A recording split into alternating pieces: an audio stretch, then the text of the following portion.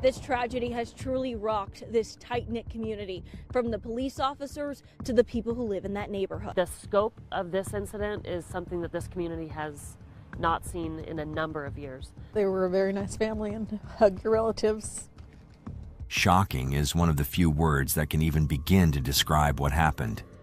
At 7:15 p.m. on January 17, 2020, in a quiet house in Grantsville, Utah, a tragedy unfolded that still ranks as one of the most heartbreaking cases in recent memory.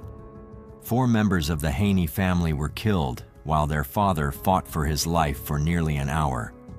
The person responsible for this unimaginable act was a teenager, a fact that stunned neighbors, first responders, and reporters alike. This is the story of the Haynie family. Grantsville, Utah was the kind of place where people moved to raise families. Clean streets, good schools, and a strong Mormon community made it feel like a bubble of safety in an increasingly dangerous world. The Haynie family seemed to embody everything this town stood for.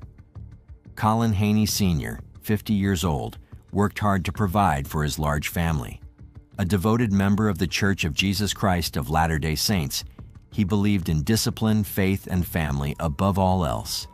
His wife, Consuelo Alejandra Haynie, everyone called her Alexia, was 52 and the true heart of their home.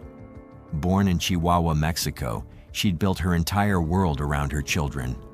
One neighbor even joked that Alexia cooked so well, she could probably teach Gordon Ramsay a few tricks. Everyone in their church ward knew her kitchen skills were on another level. During potlucks, people would wait around her dishes because they knew hers were always the ones that stood out.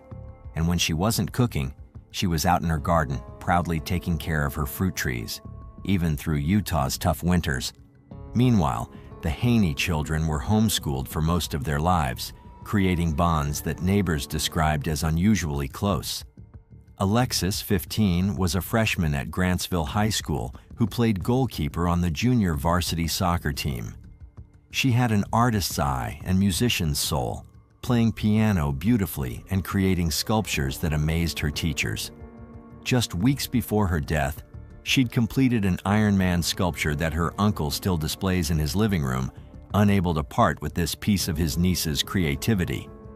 Matthew, 14, was the family strategist, an 8th grader who thought 6 moves ahead in chess and could quote entire Star Wars scenes from memory.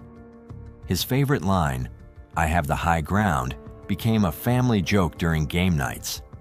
Despite his competitive nature, friends remembered him as the kid who'd help younger scouts on camping trips without being asked, mixing fierce competition with genuine kindness. Milan, 12, packed more determination into her small frame than seemed possible. A 7th grader who dreamed of becoming an engineer, she played soccer and volleyball with an intensity that surprised opponents. At birthday parties, other kids would wait for Milan's turn at the piñata, knowing her strength would break it open for everyone. She left little notes around the house, encouraging messages signed mysteriously as "from so-and-so" that her family treasured. Their eldest son, Danny, 24, was away at Utah Valley University, building his own life while staying connected to his tight-knit family through regular calls.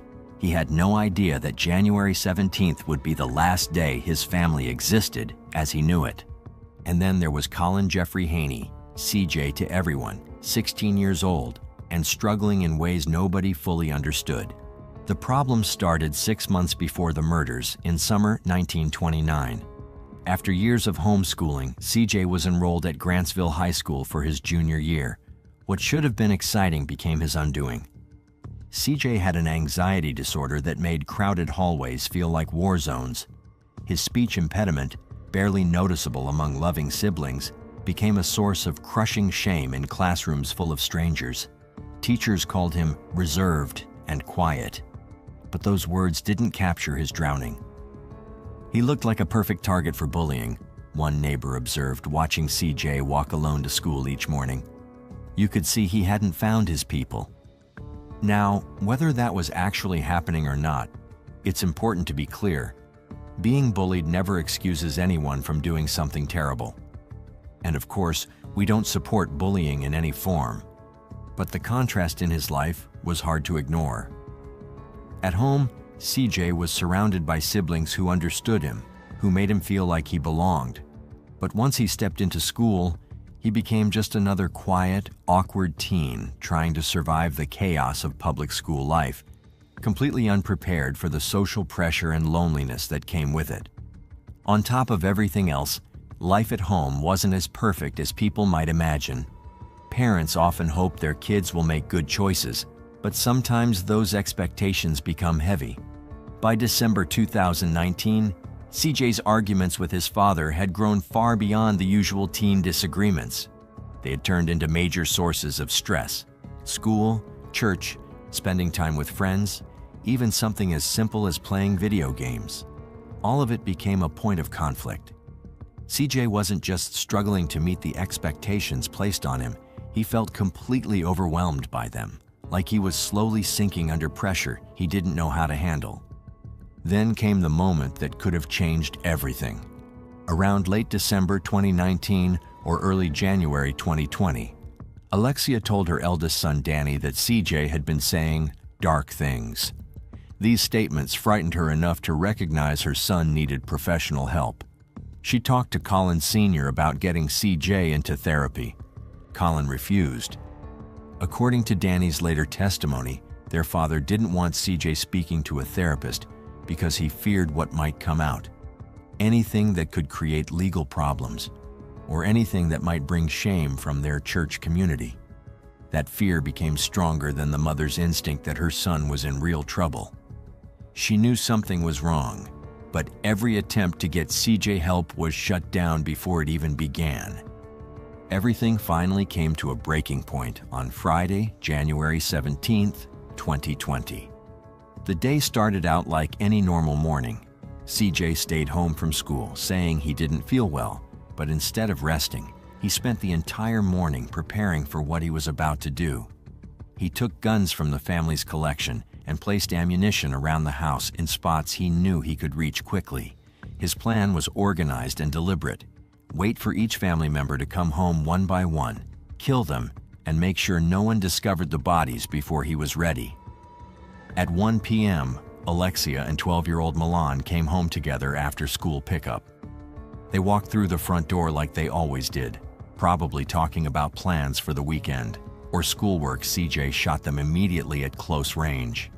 Alexia, the same mother who had fought to get her son mental health treatment just weeks earlier, was killed by the child she had been trying to help. About an hour later, at around 2 p.m., 15-year-old Alexis arrived home. She was the artistic one in the family, always busy with soccer, drawing, and school activities.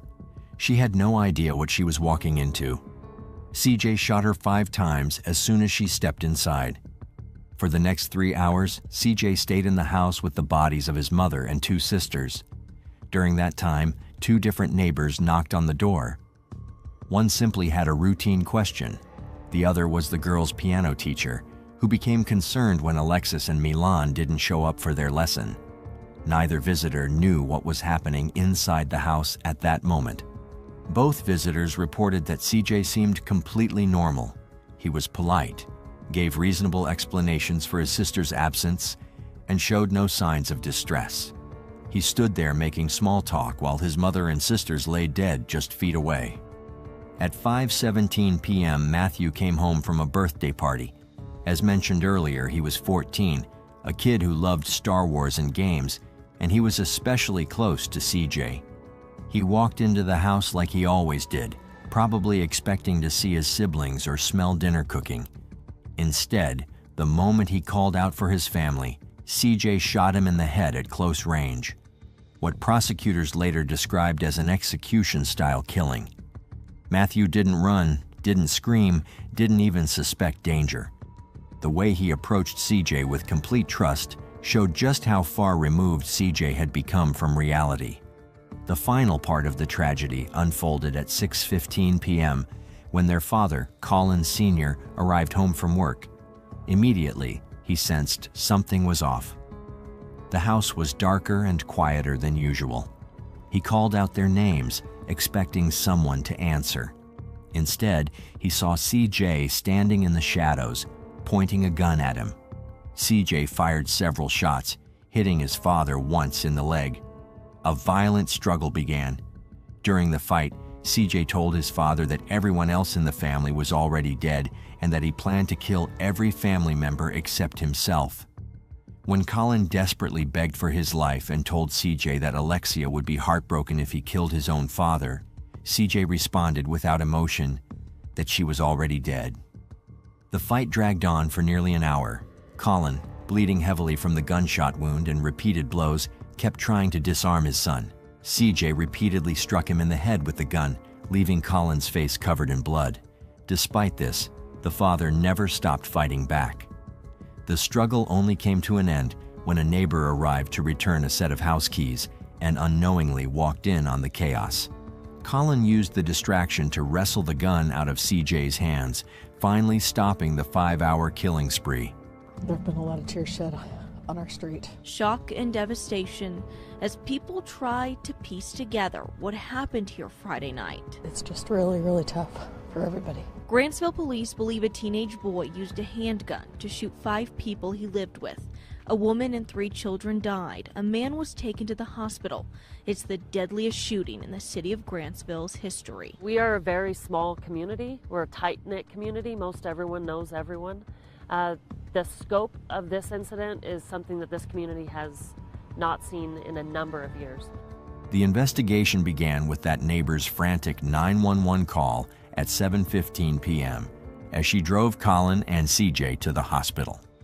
During the ride, CJ calmly confessed to the neighbor that he'd killed his family, an admission that would become crucial evidence. Grantsville police arrived at the home around 7 p.m. to find a scene that would haunt veteran officers for years. 4 bodies throughout the house, each killed with multiple gunshots from the same family handgun. The systematic nature immediately told investigators this wasn't a moment of rage. This was planned. "It's shocking news. It's beyond words," said Corporal Rhonda Fields, the department spokesperson. "It's an unbelievable reality that we have to accept now." For a town without a homicide in nearly 20 years, processing a quadruple murder felt impossible. The crime scene revealed the horrifying timeline. Murders spread across 5 hours, with CJ calmly waiting between each killing. The defendant's mother picked up defendant's 12-year-old sister Malin from school at about 1 p.m. The defendant murdered his mother and Malin not long after they returned home by firing multiple rounds from a handgun into their heads, necks, and upper bodies. At approximately 2 p.m., the 15-year-old sister Alexa came home from school. Sometime between her arrival and 5:17 p.m., the defendant murdered Alexis. She died from multiple gunshot wounds to her head and upper body. Despite confessing to the neighbor, CJ refused to speak with investigators once formally arrested. This sudden silence hampered efforts to understand his motive. The Utah Bureau of Forensic Services conducted extensive analysis, examining electronic devices, looking for answers. Crime scene analysis revealed multiple shooting locations throughout the house. Evidence showed the father-son struggle. Ballistic evidence confirmed all victims were killed with the same weapon. The investigation revealed specific wound patterns that painted a picture of methodical violence. Perhaps most disturbing was witness testimony about CJ's demeanor between killings. He'd interacted normally with neighbors while standing in a house containing dead bodies. This ability to compartmentalize horrified investigators. Prosecutor Scott Broadhead later explained that investigators went through every digital device the family owned, laptops, tablets, and phones, hoping to find some kind of explanation for what CJ had done. In cases like this, authorities usually expect to uncover warning signs, violent searches, threatening messages, troubling online communities, or personal diaries hidden on devices.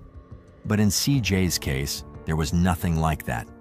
What they discovered instead was a teenager who appeared overwhelmed by anger toward his father and terrified of failing the people around him. There were no messages planning violence, no writings describing a fantasy of killing, just a consistent pattern of stress, frustration, and fear of disappointing his family. Corporal Fields of the Grantsville Police Department later addressed the public's biggest question, the same question investigators kept asking themselves. We all have those same questions. Why? We don't know, he admitted. Even with all the evidence laid out, the true motive was still painfully unclear. A psychological evaluation conducted after CJ's arrest helped paint a larger picture. Specialists found that CJ was dealing with several serious issues at the same time: severe anxiety, very limited social skills, a delayed level of education due to years of homeschooling, and emotional immaturity that made it hard for him to handle normal teenage problems. Defense attorney Richard Van Wagoner emphasized that CJ was still far from emotional adulthood, noting he was 10 years from full brain development. According to Van Wagoner, CJ simply did not have the tools or resources to cope with sudden changes, stress, or the challenges that come with entering public school for the first time as a teenager. However, prosecutor Broadhead pushed back on this idea. He argued that while many teens struggle with social anxiety, family pressure, or difficult transitions, they do not respond by killing their families. Just about every 16-year-old in the history of this world has decided not to kill their parents, Broadhead stated. From his perspective, the psychological factors were real, but they did not justify or fully explain the extreme level of violence CJ carried out. The most chilling part of the investigation came directly from CJ's own explanation. When questioned, CJ explained that he killed his mother and sisters because he believed that if he only killed his father, the rest of the family would turn against him. This showed a disturbing level of planning and strategic thinking, even in the middle of what appeared to be a psychological crisis. He said he wanted a clean slate and a new opportunity, not an escape from life, but the removal of the people he thought were holding him back. It was not a case of wanting to die. It was a case of wanting to start over with no family attached to him. On January 22, 2020, Colin Jeffrey Haynie was officially charged in connection with the deaths of his family. He faced 4 counts of aggravated murder for the killings of his mother and 3 siblings, 1 count of attempted aggravated murder for the attack on his father, and 5 counts of felony discharge of a firearm causing serious bodily injury. All of these were first-degree felonies, the most serious level under Utah law. Because CJ was 16 at the time, the state automatically tried him as an adult, meaning he would face adult sentencing and prison if convicted. The court set bail at $4 million, effectively $1 million per life lost. The unusually high bail reflected both the gravity of the crimes and the perceived danger CJ posed to the public. Outside the courthouse, defense attorney Richard Van Wagoner spoke to reporters, calling the events the most horrific tragedy for the entire family, for their friends, and for this close-knit community. Van Wagoner highlighted that while the legal process would determine CJ's punishment, the emotional impact was immediate and profound. The Haynie family, once viewed as a quiet, close family in their community, had become the center of one of the state's most shocking tragedies. The community struggled to process the tragedy. Yellow ribbons appeared throughout Grantsville, on trees, lampposts, fences. A memorial fund for surviving family members raised over $100,000 within weeks. People who'd never met the Haynies contributed, touched by the senseless loss. For Colin Sr., the aftermath was unbearable. Through his attorney, he said, "Colin can hardly comprehend what has happened. This loss is almost unbearable." On July 19, 2022, CJ Haynie, now 19, pleaded guilty to all charges. A year later, on July 12, 2023, 20-year-old CJ was sentenced to 4 consecutive sentences of 25 years to life for the murders, plus another 25 years to life concurrently for attempting to kill his father, effectively 100 years in prison. "I want you to know I've learned from what I've done," CJ told the court, his words ringing hollow against the magnitude of his crimes. 3rd District Judge Teresa Welch didn't mince words.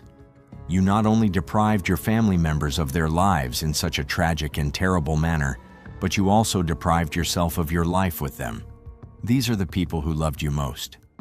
Colin Sr., present at sentencing, declined to speak, but Danny addressed the court via audio, explaining they'd seen red flags about a month before the murders. He was robbed by not getting proper help, Danny said. This could have been prevented. The case remains Utah's deadliest mass shooting since 2007. It stands as a stark reminder that mental health struggles, when combined with family dysfunction and missed interventions, can lead to unthinkable consequences. For Grantsville, healing came slowly. The town that hadn't seen violence in decades now carried this weight. People looked at their own teenagers differently, wondering what signs they might be missing. Mental health resources in the community expanded. Church leaders began speaking more openly about seeking professional help. The Haynie home on Eastmore Drive stood empty for months, a physical reminder of January 17th. Eventually, it sold to a family from out of state who didn't know its history, but longtime residents still slow down when they pass, remembering the family that once lived there. Today, Colin Sr. lives quietly, carrying grief that will never fully heal. Danny continues his education, honoring his siblings' memory while building his own life. And CJ sits in prison, where he'll likely spend the rest of his days. The most haunting part isn't just what happened, it's what could have been prevented. A mother's instinct to get help for her troubled son was overruled by fear of stigma and legal consequences. That decision cost 4 lives and destroyed countless others. As Prosecutor Broadhead said during the trial, teenage arguments about school and video games happen in every home. But in the Haynie house, normal teenage rebellion met untreated mental illness, social isolation, and family dysfunction. The result was catastrophe. The case changed how Utah approaches juvenile mental health and violent crime. It sparked conversations about the balance between family privacy and intervention. It reminded everyone that sometimes the greatest danger comes from within the walls we call home. Justice was served. CJ will likely die in prison. But for the survivors, knowing that help was just a therapy session away makes the tragedy even harder to bear. This isn't the first time something like this has happened. Over the years, we've covered many cases where a teenage son turned on their own family. And another one of the most haunting examples is the Humiston family case. Deputies arrived and found really a tragic scene is really the best way to put it. On October 21st, 2024, several 911 calls came from Falls City about the same horrific crime. One call came from a 15-year-old boy who claimed that his 13-year-old brother had killed their entire family before taking his own life. But another caller said something completely different. The other caller insisted that the same 15-year-old was actually the one who shot everyone, including his 11-year-old sister, who survived by pretending to be dead. Now the big question is, who's really telling the truth? It breaks my heart that there was somebody in so much pain that they chose violence against their own family. From the very start, this case shocked everyone who heard about it. We first covered it back in October 2024, but at that time there were still no major developments. Now, with new details coming to light, it's finally time to revisit what really happened inside that house, because this isn't just another tragic story. It's one that shook not only the community, but people all over the world. We're talking about a family living in one of the safest, wealthiest neighborhoods in Washington, a family that seemed to have everything going for them. The Humistons lived in the beautiful Lake Alice community near Falls City, a place surrounded by nature and known for its quiet suburban charm. It's the kind of area where people go for morning jogs by the water, families host barbecues on weekends, and kids ride their bikes on clean, tree-lined streets. Now, in case you haven't heard of it, Lake Alice isn't just any neighborhood. It's one of those places that practically screams success. You'll see big houses with wide lawns, shiny cars parked neatly in driveways, and a sense of security that money usually buys. The Humiston family fit perfectly into that picture. They had a comfortable lifestyle, and those who knew them said they looked like the kind of family you'd see in a holiday card, happy, thriving, and close-knit. People in the community even described them as a dream family. It's just very hard to process. I only saw the children in the driveway yesterday afternoon, playing the piano in the garage and just doing the normal things. It's beyond belief, and we've gotten to know some of the kids that unfortunately lived at the home, and the younger kids especially, the sweetest children, so polite, homeschooled, and it's unfathomable what just happened. Exactly. And tragedy. Everybody comes together. You never expect anything like this, even in a terrible situation, and they just seemed perfect. The father, Mark Humiston, worked as an engineer, a stable and well-paying career that kept the family financially secure. They went on trips, made good memories, and seemed to have built a beautiful life together. But as we've seen time and time again, appearances can be deceiving, and life has a way of turning peaceful stories into tragedies overnight. And on October 21st, 2024, that peace was shattered. A neighbor named Bradley Dennis, who lived only about a quarter-mile away from the Humistons, found himself in the middle of something no one should ever have to experience. At exactly 5:02 in the morning, he made a panicked call to 911. His voice was trembling as he told the dispatcher that an 11-year-old girl had shown up at his door, injured, terrified, and begging for help. Bradley said the girl, who came from the Humiston home, was pounding on their door like her life depended on it. When he and his wife opened up, what they saw froze them in place. The child had been shot. She had a wound on her neck and another on her hand, and she was covered in blood. It was a moment straight out of a nightmare. The girl's identity hasn't been released for her safety, but for the sake of this video, we'll call her B. Through her tears and trembling voice, B told the couple that her entire family had been shot and that everyone was dead. The dispatcher tried to stay calm and asked B if she knew who had done this. And that's when she said something that completely changed the course of the investigation. Still shaking, B explained that she had heard gunshots echoing through the house, followed by her family screaming. Then, in the chaos, she caught a glimpse of the shooter's face. It was her 15-year-old brother. Looks like we have a neighbor who's calling in as well. They're advising a female from this house came to his home. They advise that there are family members who were shot at. B bravely recounted the most horrifying night of her life, one that no child should ever have to experience. She said that after being shot, she held her breath and pretended to be dead, clinging to the smallest chance of survival. She lay there, completely still, praying that her brother wouldn't realize she was still alive. The 15-year-old involved hasn't been publicly named because of his age, but for clarity, we'll call him Drew. What makes this story even more unsettling is that Drew had actually called 911 just minutes before B managed to escape. His call came in around 4:55 that morning, and his voice sounded panicked and shaky. He told the dispatcher, "He just shot my whole family and then killed himself." According to Drew, it was his 13-year-old brother Benjamin who had murdered their parents and siblings before taking his own life.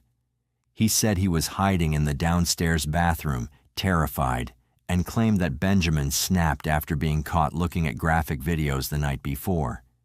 Drew insisted that he waited 10 to 15 minutes after the gunshots before calling for help. At first, it sounded like a terrified kid trying to make sense of something awful. But, as investigators would soon discover, his story didn't line up with the evidence. Not even close. In fact, the details of the crime scene painted a completely different picture. It began to look like Drew had carefully planned everything to make it seem as though Benjamin was the one responsible. According to B's statement, she and her 7-year-old sister Catherine shared a room in the basement. B slept on the top bunk, while Catherine slept below. That night, both girls were jolted awake by a series of loud gunshots echoing through the house. When B peeked out into the hallway, what she saw next was something no child should ever have to see. Her 9-year-old brother Joshua was lying motionless beside their father, Mark, who was 43. There was blood on Mark's head and around Joshua's mouth. Moments later, Bea watched in horror as Catherine climbed out of bed and stepped into the hallway, only for another gunshot to ring out. Bea froze as she saw her little sister collapse to the floor. Then Drew appeared in the doorway, holding their father's silver Glock pistol. She remembered what he was wearing too, a black and white checkered shirt, something she'd never forget. Without hesitation, he raised the gun and fired. Bea felt a searing pain shoot through her neck and hand as she fell back onto the bed. She stayed completely still, her body trembling, trying not to breathe too loudly. She could hear the chaos around her, screams, footsteps, and more gunfire. Then came a chilling silence. Bea said she heard Drew moving around the hallway, checking on the bodies, and even leaning over them to feel for pulses, as if to make sure they were dead. At one point, she thought she heard her father's phone ring, followed by Drew's voice talking to someone on the other end. That's when she realized something unthinkable. Drew was staging the scene. After what felt like forever, Drew walked back into her room. Bea's instincts kicked in. She stayed perfectly still, pretending to be lifeless. She squeezed her eyes shut and slowed her breathing, terrified that any movement might give her away. Eventually, Drew left the room and walked upstairs. From the quiet downstairs, she could hear him talking again, his tone oddly calm for someone who had just claimed to witness his entire family being murdered. The moment she was sure he was gone, Bea forced herself to move. Despite her injuries, she crawled to the small fire window, pushed it open, and climbed out. The cold air hit her face, and she gathered every bit of strength she had left to run. Barefoot and bleeding, she sprinted through the darkness toward her neighbor's house, the home of Karen and Bradley Dennis, about a quarter-mile away. When she reached their door, she banged on it frantically until Bradley answered. What he saw stunned him. Bea was covered in blood, shaking, with visible wounds on her neck and hand. Through tears, she told them her entire family had been shot. The couple immediately called 911 and tried to keep her calm until help arrived. While waiting for first responders, the Dennises gently asked her what had happened and if she knew who did it. That's when she revealed the truth. It was Drew. She told them he'd been in serious trouble lately for failing several school tests and had been arguing with their parents. She also mentioned that their father's gun was normally kept in a small lockbox near the front door. The chilling part? Drew was the only one who knew the combination. When officers arrived minutes later, they found Drew standing in the driveway. He didn't resist when they arrested him. Inside the house, the scene was beyond devastating. Just inside the entryway, detectives found the open lockbox and an empty holster sitting on a bench. The home led into a large open kitchen and dining area, with stairs leading down to the basement, where the massacre had unfolded. As they descended, they found Mark lying partly on top of Joshua, both covered in blood. Catherine was slumped nearby. In the girls' room, there was blood smeared on Bea's top bunk, where she had been shot. At the far end of the hallway lay Benjamin, face turned to the side with a Glock resting on his chest, staged to look like he had been the shooter. But as we all now know, the whole scene had been carefully staged, and the evidence didn't help his story at all. There was no blood, no gunshot residue, and not even a single trace of DNA on his hands or on the weapon. Everything pointed to one clear conclusion. Benjamin couldn't have pulled the trigger. The setup simply didn't match Drew's claim that his brother had taken his own life. In the master bedroom, they found Sarah, the mother, in a pool of blood near the bathroom. The door had been forced open, and shell casings were scattered throughout the hallway and the rooms below. The following day, the medical examiner released a heartbreaking report. Each victim had been shot at close range, except Benjamin, whose wounds suggested the shots came from a distance, more than 2 feet away, further disproving Drew's story. Mark had been shot 4 times, including once in the back of his head. Joshua and Catherine were both killed instantly by single gunshots to the head. Sarah had been shot twice. One bullet entered behind her ear, another through her eye. And Benjamin, the boy Drew had tried to blame, had 2 gunshot wounds, one to his cheek and another behind his ear, fired from different angles. B was rushed to the hospital and underwent emergency treatment. Miraculously, she survived. Her teachers and neighbors say she's been incredibly strong, though the emotional trauma is something she'll carry for the rest of her life.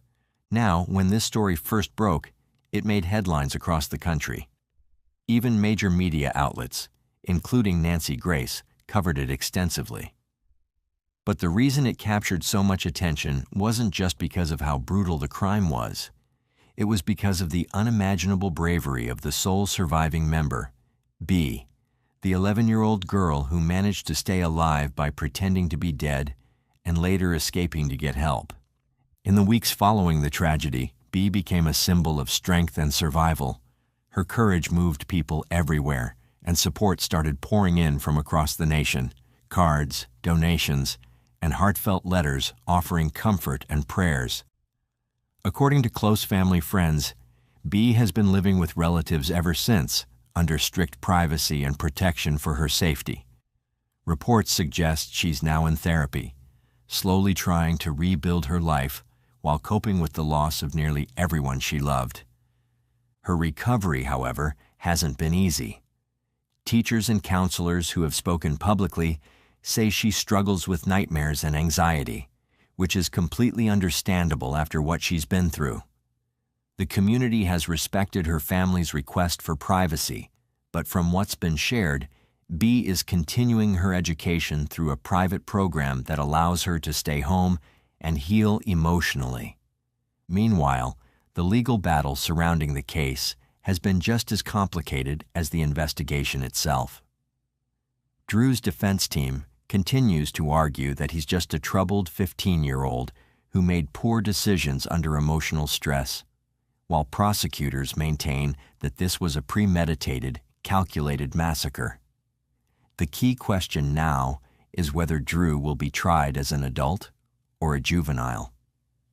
If he's tried as an adult, he could face life in prison, but if the case stays in juvenile court, he'll likely be released by the time he turns 25, no matter how severe the crimes.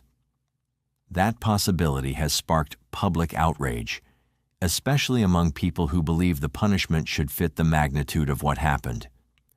Adding even more tension to the case, Drew's defense filed a motion earlier this year claiming that some evidence had been mishandled by investigators. They accused law enforcement of disturbing the crime scene and argued that the prosecution relied too heavily on B's testimony, which they claim could have been influenced by trauma. Prosecutors, however, were quick to shut down those claims, saying that every piece of evidence, from the fingerprints on the lockbox to the lack of gunshot residue on Benjamin's hands, points directly to Drew as the killer. There's also been growing frustration among the public about the slow pace of the trial. Many people, especially those in the Fall City area, feel like justice is taking too long. Each new court date brings fresh delays, often due to Drew's mental evaluations and disputes between the defense and prosecution over admissible evidence. Judges have ordered several psychological assessments to determine whether Drew is competent to stand trial and whether his actions were influenced by mental illness.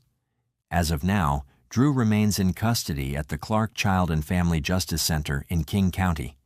Because he's still underage, he's being held in a secure juvenile facility rather than an adult prison.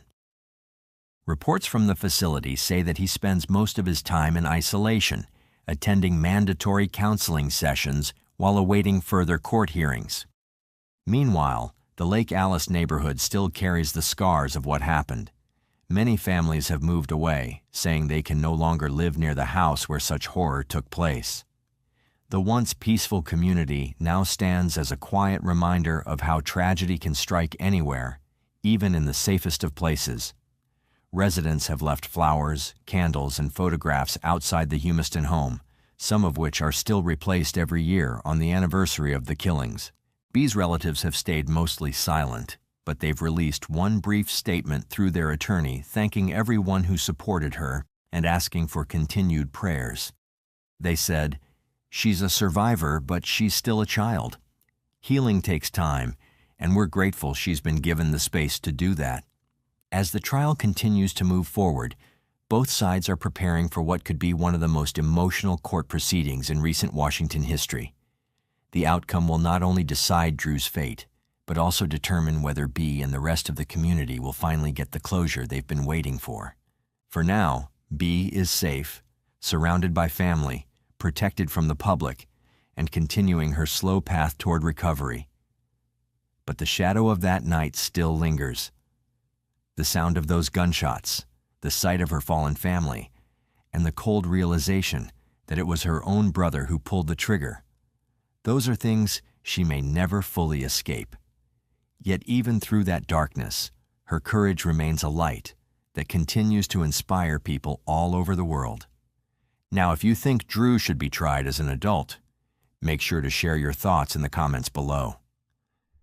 I really want to know what you think about this case, and if you found this story important, don't forget to check out our other videos where we bring more real stories like this to light, giving a voice to the victims and shining a spotlight on the truth behind each case.